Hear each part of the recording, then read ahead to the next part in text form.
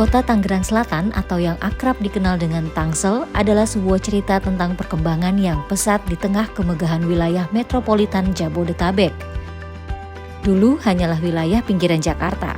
Tangsel telah berubah menjadi pusat pertumbuhan ekonomi yang dinamis dan beragam. Latar belakang sejarahnya mungkin berasal dari masa lalu yang sederhana, tetapi sekarang ia melambangkan kemajuan dan peluang yang tidak terbatas. Tangsel terletak di bagian selatan Jakarta di Provinsi Banten, Indonesia.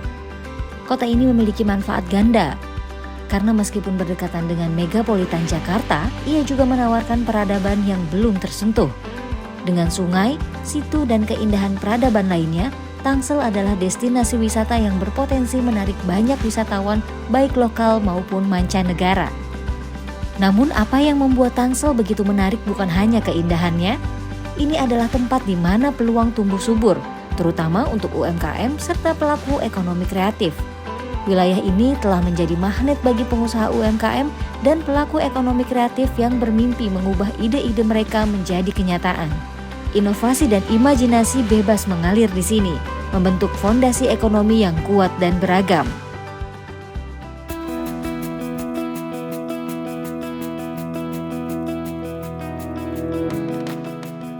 UMKM di Tangsel berkembang pesat. Dari pedagang makanan jalanan hingga produsen produk unik, UMKM di sini mewakili kekayaan budaya dan kreativitas. Produk-produk lokal khas Tangsel telah menarik perhatian konsumen di seluruh Indonesia dan bahkan ke mancanegara. Ini adalah bukti bahwa kualitas dan keunikan produk lokal dapat bersaing di pasar global. Mukoda Syuhada, staf ahli wali kota Tangsel bidang ekonomi, pembangunan, dan keuangan sebagai pendorong utama di balik strategi kebijakan ekonomi kreatif. Mukoda Syuhada memahami potensi besar ekonomi kreatif dan melihat bahwa kontribusi terhadap PDRB dapat dioptimalkan.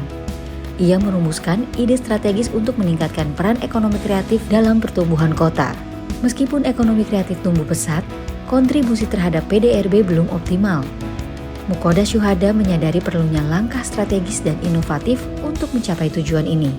Dan Mukoda Syuhada memimpin perubahan melalui proyek perubahan atau proper pelatihan kepemimpinan nasional atau PKN 2 Angkatan 5 tahun 2023. Strategi kebijakan ekonomi kreatif diterapkan dengan langkah-langkah konkret, termasuk sosialisasi, FGD, survei, workshop, Zoom meeting, dan membentuk tim efektif. Menunjukkan proses dan perjuangan dalam membentuk tim efektif yang terdiri dari dinas teknis, asosiasi profesi, organisasi masyarakat, tokoh masyarakat, akademisi, swasta, media, dan praktisi. Yang kedua, pembuatan payung hukum. Menunjukkan proses dan perjuangan dalam membuat keputusan wali kota sebagai payung hukum bagi strategi kebijakan. Yang ketiga, menyelenggarakan lomba desain dan membangun prototipe rumah bambu knockdown, menyoroti lomba desain dan pembangunan rumah bambu knockdown sebagai salah satu inisiatif untuk mendorong kreativitas dan pertumbuhan ekonomi.